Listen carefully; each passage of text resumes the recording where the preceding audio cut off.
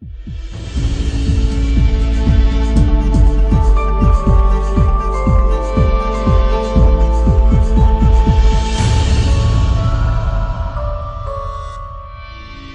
nós vamos continuar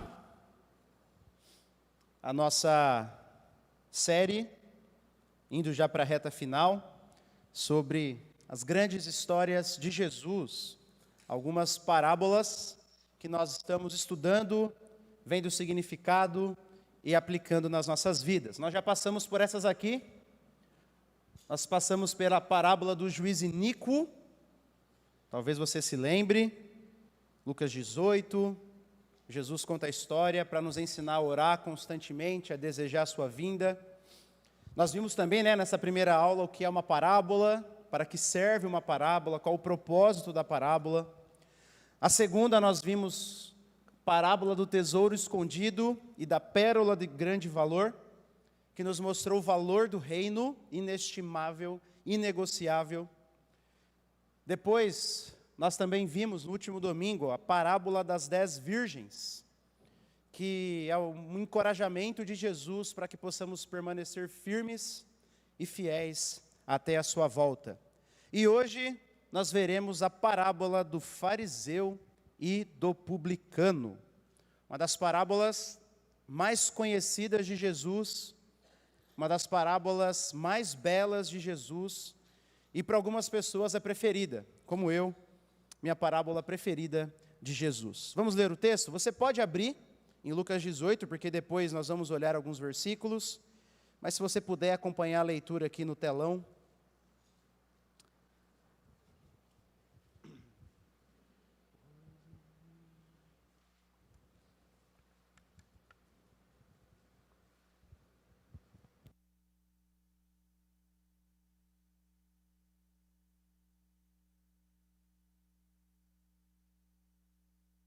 Pode deixar aberto, nós vamos ler aqui comigo. Lucas 18, 9 até o verso 14.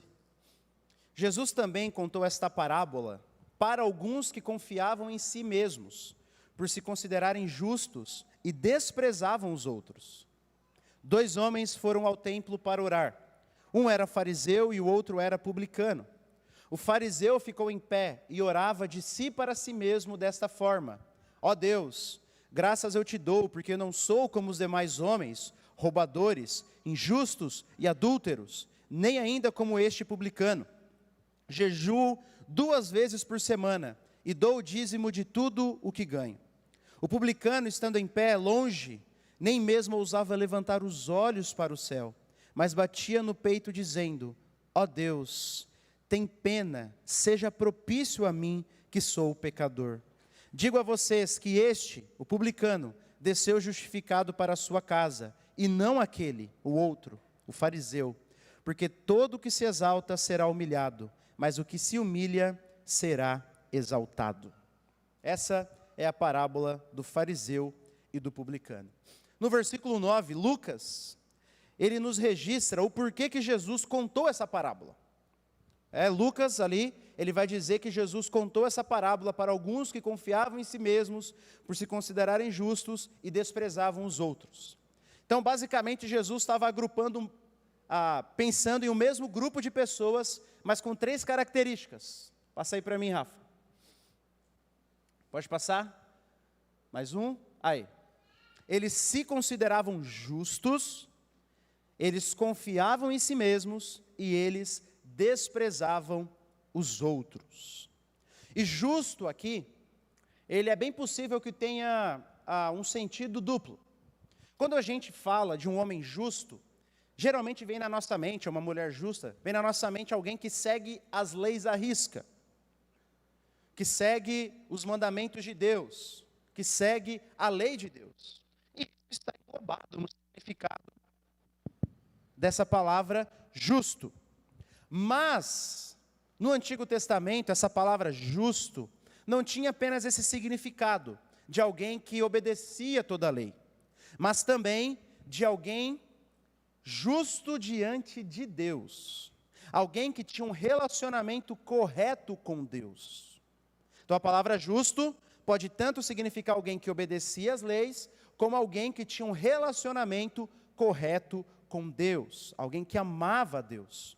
Jesus, então, conta essa parábola para atingir as pessoas que se consideravam justas, ou seja, que achavam que obedecia toda a lei e que achavam que tinham um relacionamento assim, muito próximo de Deus, que eram especiais aos olhos de Deus. Então é esse tipo de pessoa que Jesus está pensando aqui. Também, por causa disso, essas pessoas que Jesus conta a parábola e quer atingir, confiavam em si mesmos, diz Lucas. Por se acharem justas, tinha uma posição especial diante de Deus, e por acharem que obedeciam toda a lei, então elas confiavam em si mesmas, elas não confiavam em Deus. Confiavam no seu próprio esforço, confiavam nos méritos que haviam adquirido. E por fim, por serem assim, elas ainda desprezavam os outros. Elas ainda desprezavam as outras pessoas. Desprezavam o próximo. É claro, ela se achava especial diante de Deus e achava que obedecia à lei. Ela olhava para si e se enchia de orgulho, confiava em si mesmo. Não tem outra resposta a não ser olhar para o próximo e desprezá-lo. E aqui, só nesse versículo 9, nós vemos como a justiça própria é algo que é extremamente nocivo. Como a justiça própria é extremamente nociva, porque ela deturpa a nossa visão de Deus. A gente acha que a gente merece alguma coisa diante de Deus, que Deus deve algo para a gente. Segundo, ela deturpa a nossa visão de nós mesmos, porque agora nós não nos vemos como pecadores, mas nos vemos como boas pessoas, como pessoas que merecem alguma coisa. E por fim, nos faz ter uma visão errada do nosso próximo. Nós não vemos mais como um homem e uma mulher pecador como eu, porque eu já não sou pecador, ele é, e me faz desprezá-lo, Então, é para esse grupo que Jesus conta essa parábola segundo Lucas. Esse é o motivo da parábola, tá bom? E agora, nós vamos ver, pela parábola, Jesus comparando o fariseu e o publicano. Existem contrastes entre o fariseu e o publicano, e nós vamos ver cada um destes contrastes, tá bom? Primeiro, o contraste do status social. Esse é o primeiro contraste entre os dois. Por quê? Porque o fariseu, ele era membro da sociedade religiosa. E as pessoas pensavam que o fariseu, se existia alguém que obedecia a lei, era o fariseu. E é bom dizer que o farisaísmo, ele não surgiu como uma coisa ruim, gente. É porque o Novo Testamento critica, principalmente Jesus, critica tanto os fariseus, mas a motivação do surgimento do partido dos fariseus, os historiadores vão dizer, era uma motivação boa. Por quê? O povo de Deus é levado para a Babilônia. Lá eles não tinham templo, lá eles não tinham sacrifício, lá eles não tinham um rei, lá eles não viviam com um povo que entendia as suas leis, que obedeciam às suas leis. Então começa a surgir esse partido dos fariseus, para tentar mostrar como o povo deveria obedecer a Deus em diversas ocasiões, que antes eles não tinham como lidar, não tinham que lidar. Como obedecer a Deus isso, naquilo outro. Só que o problema é que eles foram extrapolando isso, e foram colocando isso, extra da lei, em pé de igualdade com a própria lei de Deus. Mas naquele tempo, um fariseu era muito bem visto de maneira geral. Muito bem visto. Se você fosse um pai ou uma mãe, e você queria que seu filho crescesse nos caminhos do Senhor, provavelmente você ia querer que ele fosse um fariseu.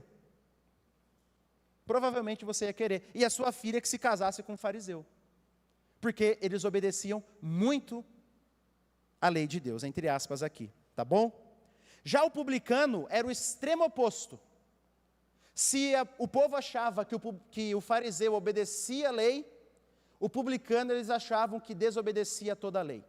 O publicano, ele era um coletor de impostos, que na maioria das vezes trabalhava para Roma, para o império, que dominava o povo como uma opressora. Então ele era tido como um traidor da pátria. Mas não apenas isso. O publicano também era conhecido por ganhar dinheiro de maneira corrupta. Eles extorquiam o povo, eles pediam a mais. Também os publicanos eram conhecidos pela sua vida moral nefasta. Se você ler os evangelhos, você vai ver que eles comparavam os publicanos às prostitutas. Eles comparavam os publicanos aos bêbados, pessoas que também eram desprezadas por sua moralidade. Eles colocavam o publicano no mesmo saco, de tão odiado que eles eram. O publicano assim era mal visto por toda a sociedade, quase como o corintiano hoje, entendeu? O flamenguista está chegando perto também, né? Porque, raça, né? Mas é mais ou menos isso. Estou brincando, tá bom? Estou brincando. Mas eles eram mal vistos pela sociedade. Ninguém gostava deles. Ninguém. A não ser eles mesmos, né? Claro. Igual o corintiano. Então essa é a diferença de status entre eles. Um era conhecido por obedecer muito à lei, e o outro era conhecido por desobedecer completamente à lei. Um era bem visto pela sociedade, o outro mal visto pela sociedade, ainda que tivessem poder aquisitivo, tinham um status social baixo, desprezado pelo povo de Israel. Então esse é o primeiro contraste entre eles. Mas Jesus vai para um segundo contraste ali. O comportamento durante a oração. Olha no versículo 11, diz que o fariseu, ele ficou, se pôs em pé e orava de si mesmo para si mesmo. Aqui, provavelmente, eles estão em um contexto de culto, porque os dois parecem que estão no templo.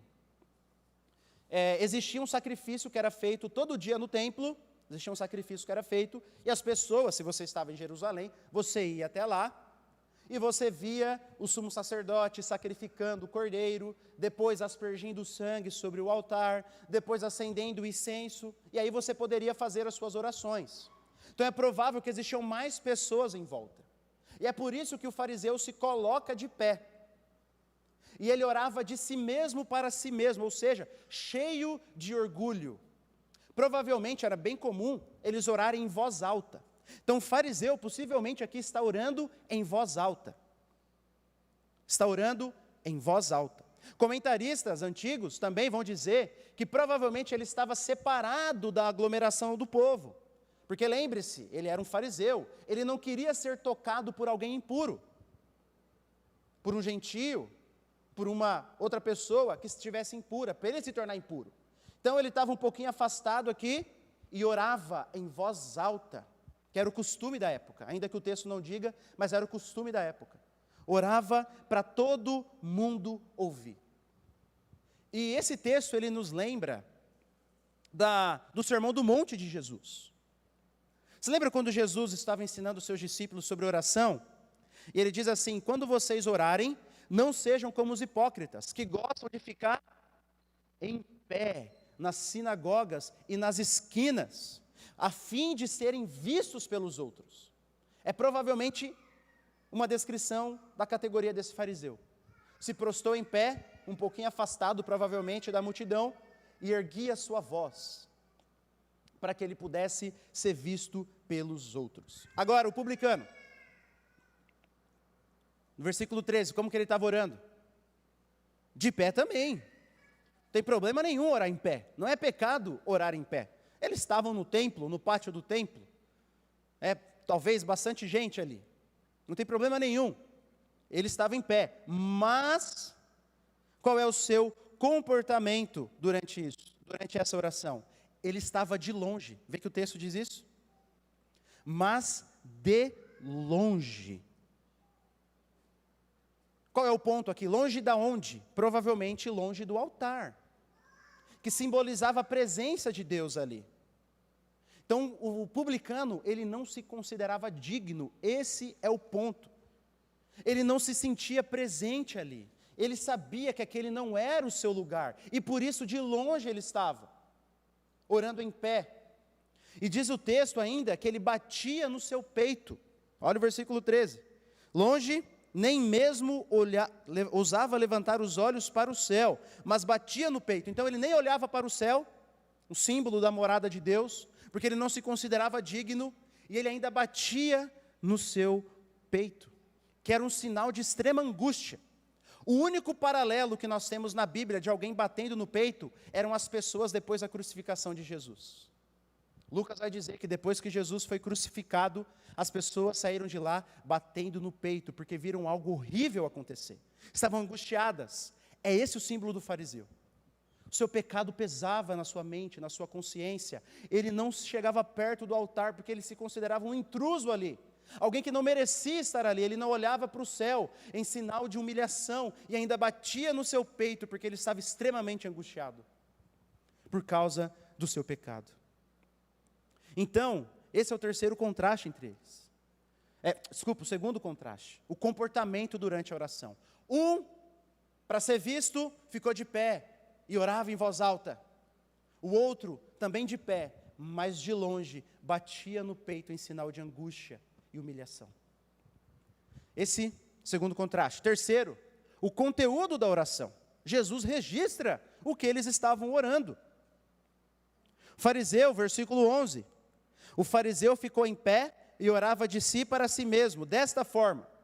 E aí, primeiro, ele começa agradecendo a Deus por não ser como algumas pessoas. E ele diz assim: ó Deus, graças eu te dou, porque eu não sou como os demais homens, roubadores, injustos e adúlteros. E nem ainda como este publicano. Sabe qual é a imagem aqui? O fariseu, ele está olhando para o publicano. Orando em voz alta. Deus, obrigado porque eu não sou como os demais homens, adúlteros, roubadores, injustos, e nem começa aqui, ó, publicano. Ou, não sei se ele apontou o dedo, deu uma olhadinha, né? E nem começa aqui, ó. Essa é a imagem mental do texto. Porque ele está orando em voz alta. Ele quer desprezar aquele homem. Ele quer humilhar aquele homem e assim se exaltar.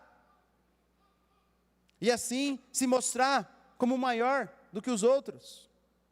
E depois agora ele começa a dizer tudo o que ele fazia.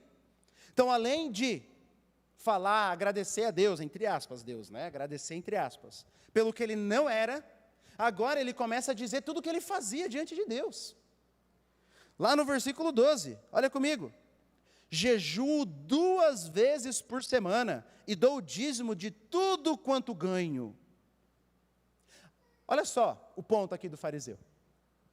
A lei exigia 1 dia por ano de jejum, que era no dia da expiação, ou do Yom Kippur. Era o único dia que a lei exigia que um judeu deveria jejuar, em sinal de humilhação, porque era o dia da expiação. Então era só 1 dia por ano. Aí o grupo dos fariseus geralmente jejuavam 12 dias por ano, para dar um up, né? Lembra que eu falei que eles acrescentavam as coisas à lei de Deus? Aí eles davam um up, 12. Esse fariseu jejuava 2 vezes por semana. 2 vezes por semana. Ele estava dizendo assim: olha como eu sou santo. Está vendo? Eu jejuo 2 vezes por semana. Vocês 1 vez por ano, e mais ou menos ainda. Eu 2 vezes por semana. Eu sou bom, eu sou justo. É isso que ele está querendo passar. Eu tenho méritos diante de você, Deus. E ainda diz: e dou o dízimo de tudo quanto ganho. A lei exigia que se desse o dízimo dos cereais, do azeite e do vinho. Cereais, azeite e vinho. Mas os fariseus davam da hortelã, lembra do texto de Jesus? Da cominho. Dava de tudo. Então, ó, eu sou mais justo que vocês. E falando alto. Eu não dou 10%, eu dou 20%. Está vendo? Eu sou mais justo que vocês. Eu não dou o dízimo só dos cereais, do vinho e do azeite. Eu dou o dízimo de tudo. Qualquer coisa que dá lá no meu quintal, eu trago aqui o dízimo. E, gente, ele está falando isso para Deus. E para as outras pessoas ouvirem. mais para as outras pessoas, né? Porque diz o texto, orava de si mesmo para si mesmo. Ele não estava preocupado com Deus nessa oração. Ele estava preocupado em ser visto. Ele estava preocupado em que os outros pudessem ver os seus atos, as suas obras. É isso que ele queria. Então esse é o conteúdo da oração do fariseu. Agradecendo a Deus por não ser como aquelas determinadas pessoas e mostrando os seus méritos. Méritos entre aspas aqui. Agora olha a oração do publicano. Uma oração curta e uma oração sincera. Versículo 13, o publicano estando em pé, de longe, nem mesmo ousava levantar os olhos para o céu, mas batia no peito dizendo, ó Deus, sê propício a mim, que sou pecador. Como diz a sua tradução? Tem alguma diferença? Tem misericórdia de mim, qual outra? É assim? Tem misericórdia ou ser propício? Esse era o conteúdo da oração do publicano. Deus, sê propício a mim, que sou pecador. A palavra pecador, na verdade, na construção dessa frase em grego, em português não fica muito claro, né? Mas em grego é mais ou menos assim, ó. Tem misericórdia, ou seja propício a mim, que sou o pecador. Que sou o pecador. O ponto, a ênfase, é que o publicano ele não estava orando assim, oh Deus, me perdoa, o senhor sabe que eu sou um pecador, né? Não. Com esse artigo, o, em grego, a ideia é, eu conheço os meus pecados, Senhor. Eu sou o pecador. Lembra de Paulo? Dentre os quais os pecadores, né? Jesus se entregou pelos pecadores, entre os quais eu sou o pior. É mais ou menos esse o sentimento do publicano aqui. Ele conhecia os seus pecados. Ele não era tipo assim, oh Deus, me perdoa esse dia, eu pequei muito. Em nome de Jesus, amém. Não era isso. Senhor, perdoa as minhas faltas nesse dia. Amém. Não é. Ele está consciente dos seus erros. Ele está consciente dos seus pecados. Ele está consciente das suas más obras. E se sentindo indigno, por isso que ele bate no peito, por isso que ele nem ousa chegar perto do altar, por isso que ele nem ousa elevar os olhos para o céu. Porque ele tem consciência dos seus erros. Tem misericórdia de mim, Senhor, que sou o pecador. Eu sei o que eu fiz, eu sei o que eu faço, eu sei quem eu sou. E a minha única esperança então é dizer, seja propício a mim. Essa palavra, propício, ela vem do contexto dos sacrifícios lá do Antigo Testamento. Lá do Antigo Testamento. E a ideia é que ele está pedindo assim, Senhor, faça uma expiação por mim. Você lembra do sacrifício da propiciação? Do Antigo Testamento? Depois você pode estudar. Que era feito para que a ira de Deus pudesse ser desviada da nação. Tinha o bode expiatório também. Então, existiam vários sacrifícios ali. E a linguagem dele vem desse sistema. Como se ele estivesse dizendo, Senhor, seja propício. Faça uma expiação, desvie a sua ira de mim. Eu não consigo, essa é a ideia. É o Senhor que tem que fazer. É o Senhor que tem que fazer. Então, essa é a diferença do conteúdo da oração deles. Um ora cheio de méritos, e o outro diz assim, Senhor, dá um jeito nos meus pecados. Eu sei que sou pecador. Seja propício a mim. Tenha misericórdia de mim. Faça uma expiação, me perdoa. Me perdoa. E antes de vermos a quarta, que é a posição diante de Deus, pode passar para mim, Rafa? Olha só o que um comentarista diz sobre esse texto. Pode passar, Rafa. O fariseu e o publicano estão em frente ao grande altar. Lembra que eu falei? Provavelmente eles estavam no momento de culto, sobre o qual um cordeiro sem defeito acaba de ser sacrificado pelos pecados de Israel. O publicano está longe, afastado dos adoradores reunidos em torno do altar, e assiste ao sacrifício do cordeiro. Ele ouve o toque das trombetas de prata e o som metálico dos símbolos, ouve a leitura do salmo e observa a aspersão do sangue nas laterais do altar. Vê o sacerdote desaparecer no interior do templo para oferecer incenso diante de Deus. Pouco depois, o sacerdote reaparece, anunciando que o sacrifício foi aceito, e os pecados de Israel foram levados pelo sacrifício expiatório do Cordeiro. As trombetas soam novamente, e o incenso sobe ao céu, e o publicano, angustiado e batendo no peito, fica de longe e clama: ó Senhor, faça expiação por mim, um pecador. Essa é a imagem. Claro que Jesus não conta tudo isso, porque as pessoas já pressupunham dois homens orando, perto do altar, num culto. E aqui, Kenneth Bailey, esse comentarista, morou muitos anos no Oriente Médio, morou em Israel, morou no Líbano. Ele conhecia muito da cultura, e ele nos ajuda a entrar no mundo dos ouvintes de Jesus aqui. O sacrifício sendo feito. Eles estão diante do grande altar. O sumo sacerdote vem, faz uma expiação, mata um cordeiro, asperge o sangue sobre o altar, acende o incenso, vai para dentro, depois ele volta e diz: olha, o pecado de Israel foi perdoado. E ainda assim, o publicano bate no peito dizendo: faça uma expiação por mim, tem misericórdia de mim, seja propício a mim, um pecador. Essa é a imagem. E agora o quarto contraste. Vimos o contraste do status, vimos o contraste do comportamento durante a oração, vimos o contraste da oração em si, do conteúdo, e agora da posição. Pode passar, por favor, Rafa? Pode passar? Aí. Da posição diante de Deus. Verso 14, olha o que Jesus diz: digo a vocês que este desceu justificado para a sua casa, e não aquele. Então, o publicano de Jesus, ele desceu justificado para a sua casa, e o fariseu não. Então, existe uma diferença entre a posição diante de Deus entre os dois. Um justificado e o outro não. E a primeira coisa que eu queria falar, você imagina o escândalo que isso trouxe na mente das pessoas que estavam ouvindo. Lembra que eu falei? O fariseu era aquele que era conhecido por obedecer toda a lei. E o publicano, por desobedecer toda a lei. Ele não era gente, o publicano entre aspas aqui, né? Gente normal, gente comum, gente do dia a dia. Ele era extremamente desprezado. Os pecados dos publicanos eram extremamente conhecidos e repudiados. E aí vem Jesus e conta uma história. Que aquele que a gente acha que é bom diante de Deus, não é.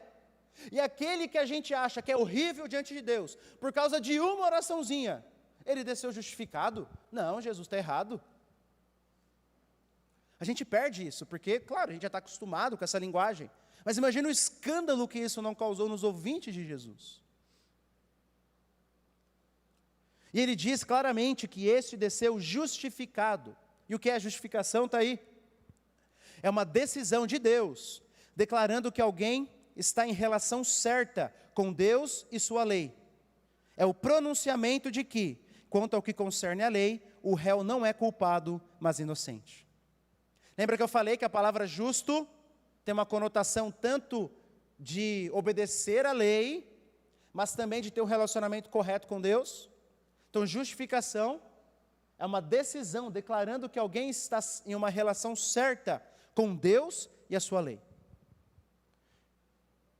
Então, o que Jesus está dizendo é assim, ó, a gente não sabe como eram os pecados desse publicano em específico. A gente não sabe. Se ele cometia todos os pecados que a nação de Israel achava que ele cometia. Mas, talvez sim. Jesus está dizendo, esse homem injusto, esse homem corrupto, esse homem traidor da pátria,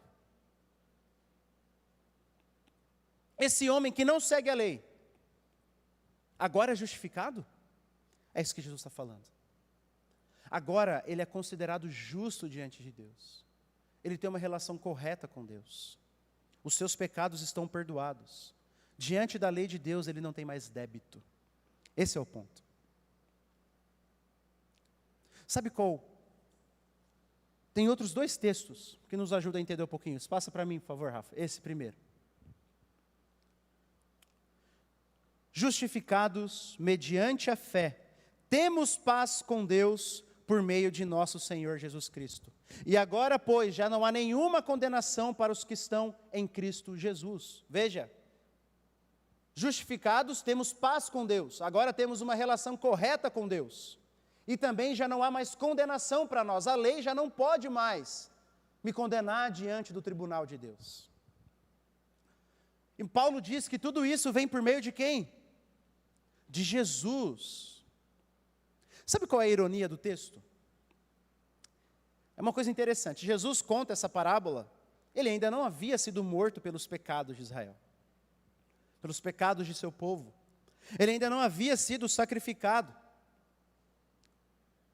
E vocês viram pela imagem que o publicano, provavelmente, ele estava diante de um cordeiro sendo sacrificado. E ainda assim, ele pede: Deus, faça uma expiação, seja propício a mim. Ele estava reconhecendo que aquele animal não perdoava os seus pecados automaticamente. O livro de Hebreus nem havia sido escrito, e a teologia desse publicano é do livro de Hebreus, que diz que o sangue de animais não pode perdoar pecados. O publicano reconhecia isso.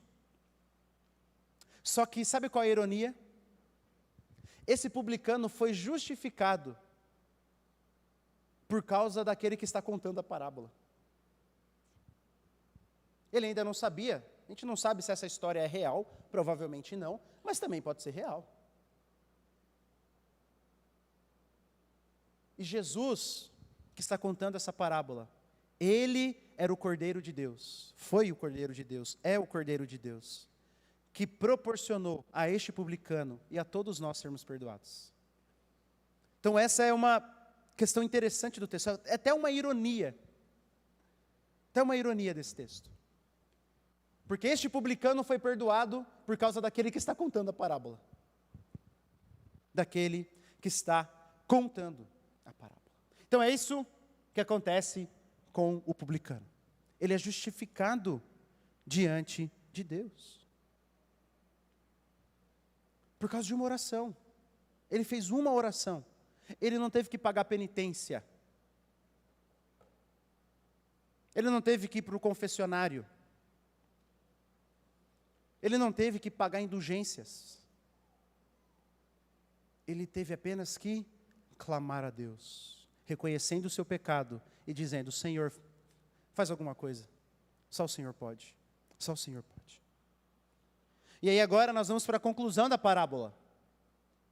Está lá no finalzinho do verso 14. Porque todo o que se exalta será humilhado, mas o que se humilha será exaltado.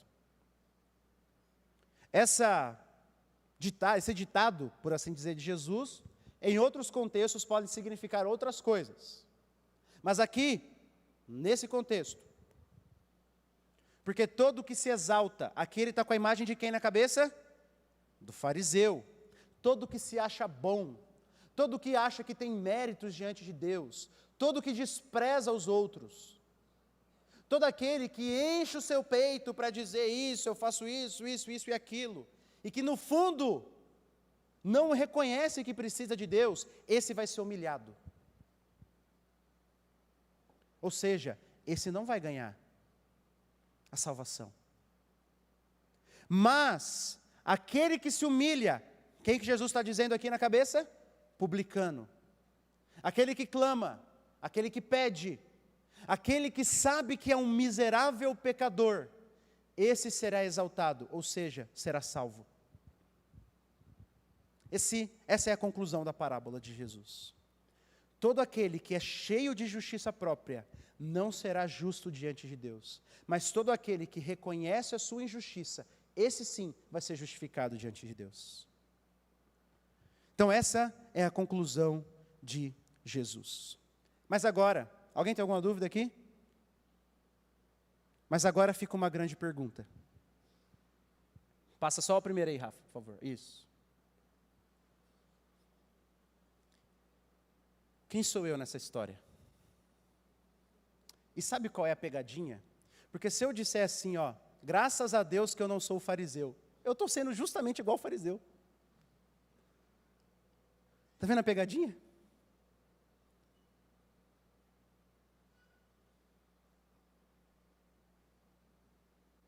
Quem é você? Quem sou eu nessa história? Primeira pergunta, vamos tentar discernir isso. Pode passar a primeira pergunta, Rafa. Como eu olho para os pecadores, entre aspas aqui?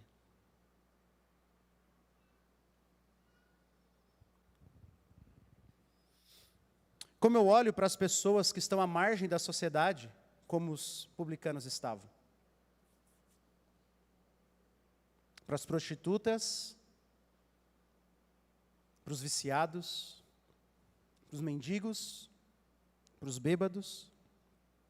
Como que eu olho para eles? Dizendo assim, você que quis estar aí, sou melhor que você. Eu mereci o que eu conquistei, você é porque você não se esforçou. Fariseu? Meu mérito, meritocracia. Como eu olho para irmãos que já caíram em algum pecado público,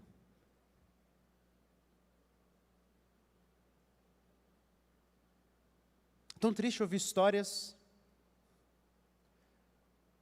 de irmãos que já cometeram algum pecado e caiu na boca da igreja, e a igreja ficou apontando o dedo, ao invés de restaurar como Jesus diz, ao invés de amar como Jesus diz. E fica apontando o dedo, se achando melhor, dizendo, ainda bem que não foi meu filho nunca faria isso. Minha filha nunca faria isso. Fariseu? Como eu olho para as pessoas que pensam diferente de mim, e que eu acho que por isso elas estão erradas automaticamente. Eu me acho superior?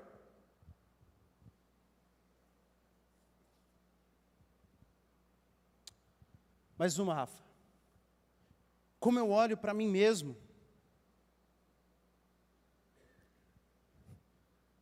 Eu acho que está tudo bem comigo e com Deus? Só porque eu venho na igreja todo domingo? Só porque minhas ofertas e dízimos estão em dia? Só isso resolve meu problema com Deus? Porque eu sou membro de uma igreja, já me batizei, então estou de boa com Deus, ó. Estou lá no hall de membros da igreja. Mais uma. Eu tenho momentos de tristeza pelo meu pecado, como Paulo diz em 2 Coríntios 7:9, uma tristeza segundo Deus. Eu tenho crises de consciência como o do publicano. Eu sinto o peso da culpa do meu pecado. Às vezes o sentimento de culpa ele é errado. Ele vem de um coração que não confia na graça de Jesus, que não confia que foi perdoado. Às vezes a nossa consciência não é confiável. E as crises dela podem vir por coisas erradas, por coisas que não são pecado em si. Mas se eu não tenho frequentemente o peso da culpa do meu pecado na minha mente, tem alguma coisa errada com o meu coração.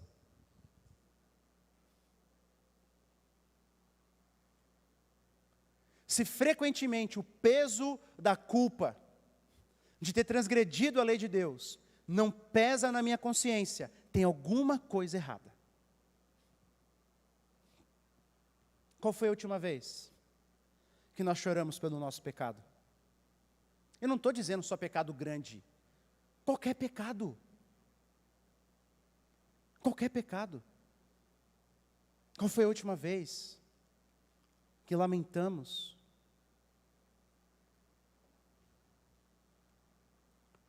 Mais uma. Eu procuro ser reconhecido?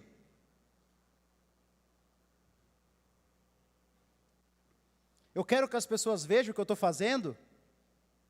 Eu quero que as pessoas vejam quão bom marido eu sou, uma boa esposa, uma boa mãe, um bom pai, um bom irmão, um bom empregado. Eu quero que as pessoas vejam, elas têm que ver que eu sou um presente de Deus para o mundo. O que é isso?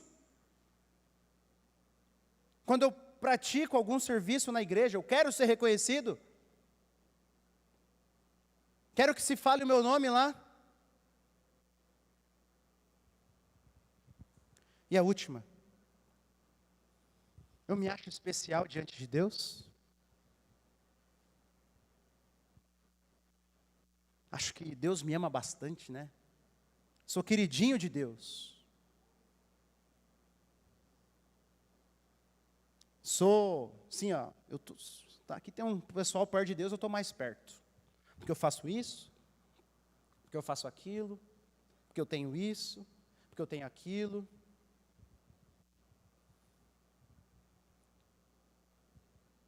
O que é isso? Farisaísmo. Eu tenho determinado dom, aquele não tem. Estou mais especial diante de Deus. Eu fui batizado com o Espírito Santo, o outro não. Estou mais especial diante de Deus. Eu tenho a doutrina correta, o outro não. Sou mais especial diante de Deus. Aquele irmão lá, ó, nunca estudou direito. Ó. Eu já li 15 livros. A gente não fala assim, é claro, né? Mas no fundo, muitas vezes, isso está aqui no meu coração. Eu sou de determinada denominação. Sou mais especial diante de Deus. O que é isso? Farisaísmo. Quem é você nessa história? Quem sou eu? Sabe a conclusão? É que todos nós somos como fariseu vez ou outra. Todos nós temos um fariseu gritando no nosso coração aqui, ó. Podemos não ser igual em tudo, mas vez ou outra somos iguaizinhos ao fariseu. Desprezamos o outro. Olhamos para nós com uma autoestima, ó, lá em cima. E achamos que temos algum mérito diante de Deus. Temos algum mérito diante de Deus. Mas sabe qual é a grande notícia?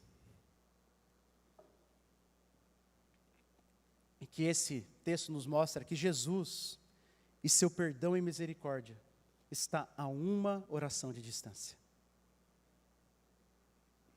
Essa é a boa notícia. Eu não preciso ir para Jerusalém. Eu não preciso ir para Meca para ter meus pecados perdoados. Eu não preciso ir para nenhum lugar geográfico específico do mundo. Eu não preciso fazer um sistema sacrificial. Eu não preciso me ajoelhar no milho. Eu não preciso fazer 30 rezas de uma oração e 20 da outra. Eu não preciso. A única coisa que eu preciso é clamar pelo perdão e pela misericórdia de Jesus. É isso que precisamos. E é por isso que esse texto é escandaloso. Se eu não me reconheço como um publicano. Porque se eu sou um fariseu, eu vou dizer, para o corrupto ter perdão? Não. Para o assassino ter perdão? Não. Eles não merecem. Não, que isso? E a gente despreza as pessoas. Por quê? Coração de fariseu. Agora, se eu me reconheço como um pecador, miserável como publicano, eu me alegro. Deus está alcançando as pessoas.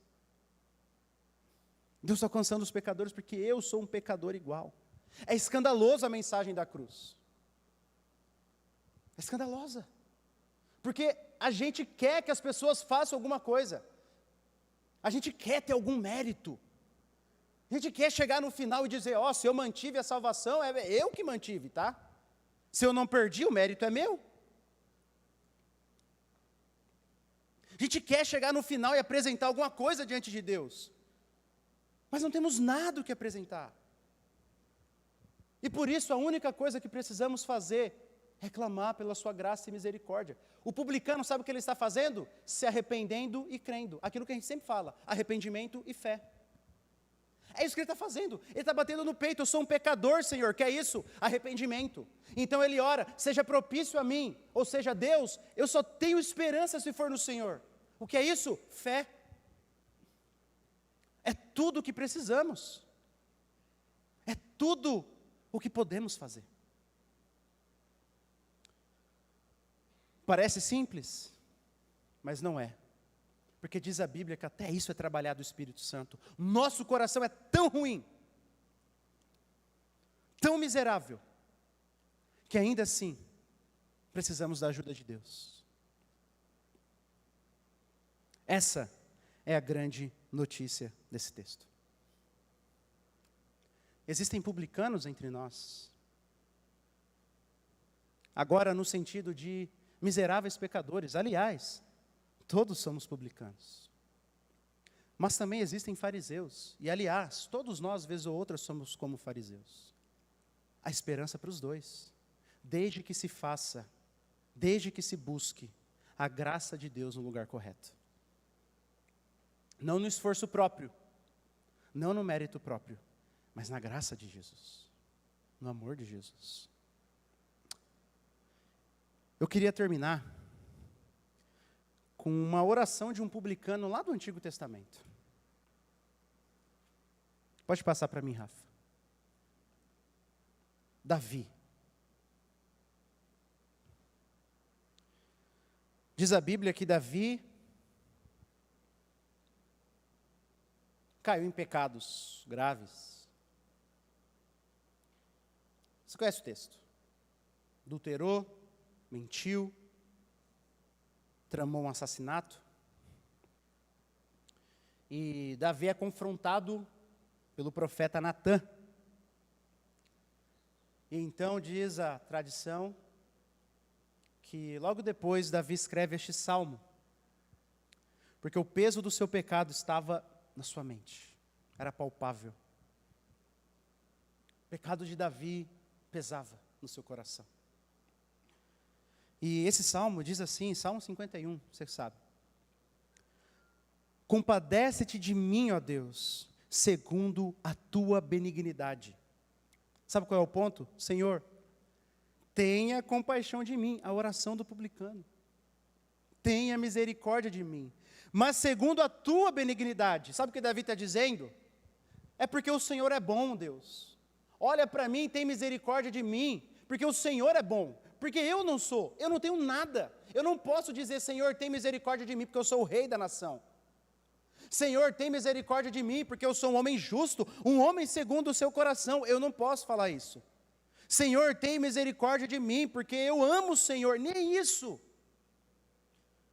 Ele fala, Senhor, tem misericórdia de mim, porque o Senhor é bom.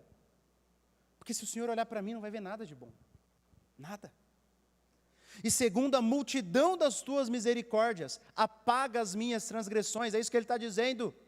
Senhor, e perdoa, apaga os meus pecados.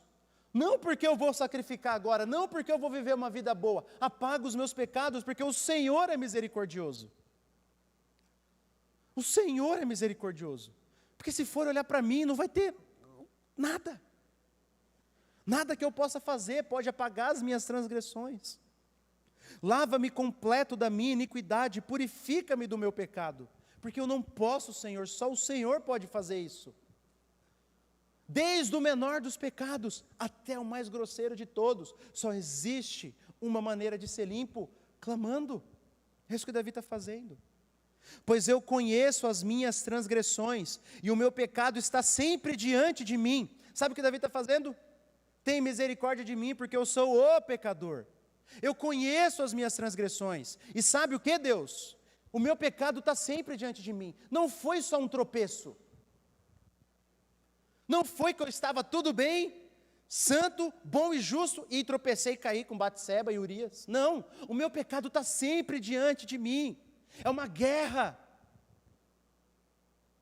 É quem eu sou, é isso que Davi está falando. Eu sou um pecador. Pequei contra ti somente, fiz o que é mal aos teus olhos, de maneira que serás tido por justo no teu falar e puro no teu julgar. Davi reconhece que o seu pecado é contra Deus acima de tudo. E a gente tem que aprender a ter essa mente de Davi. Porque às vezes a gente briga com a esposa, briga com o marido, e pede perdão só para o marido e para a esposa, mas é errado. Eu tenho que pedir perdão para o marido e para a esposa, mas eu tenho que pedir perdão para Deus também. Porque se eu não amei a minha esposa e o meu marido, eu descumpri o mandamento de Deus. Se eu mentir, contei uma mentirinha, estou com o relacionamento quebrado com uma outra pessoa, eu tenho que pedir perdão para a pessoa também, mas para Deus, porque é Deus que me mandou não mentir. Esse é o movimento que Davi está fazendo aqui. Ele pecou contra Batseba e contra Urias, mas ele também pecou contra Deus. Ele reconhece o seu pecado como um pecado contra Deus. E ele diz, Senhor, se o Senhor me condenar, o Senhor vai ser justo. Não tem o que eu falar. Se o Senhor não quiser me atender com misericórdia, o Senhor vai ser justo igual, porque eu mereço a condenação. Purifica-me com hisopo, uma plantinha usada nos rituais de purificação, e ficarei limpo. Lava-me e ficarei mais alvo do que a neve. Esconde o teu rosto dos meus pecados e apaga todas as minhas iniquidades. Por misericórdia. Cria em mim, ó Deus, um coração puro e renova dentro de mim um espírito inabalável. Não me lances fora da tua presença, nem me retires o teu Santo Espírito. Restitui-me a alegria da tua salvação e sustenta-me, Senhor, com um espírito voluntário, com um espírito obediente. Porque até mesmo para te obedecer eu preciso da tua graça, do teu sustento. Sacrifício agradável a Deus é o espírito como o do publicano. É o espírito quebrantado. Coração quebrantado e contrito, o Senhor nosso Deus não desprezará. O coração quebrantado e contrito, ainda que seja um publicano, ainda que seja uma prostituta, ainda que seja um adúltero, o Senhor Deus não desprezará. Mas um coração orgulhoso, ainda que seja o mais santo dentre os homens, vai ser humilhado, vai ser rejeitado. Essa é a mensagem da parábola do fariseu e do publicano.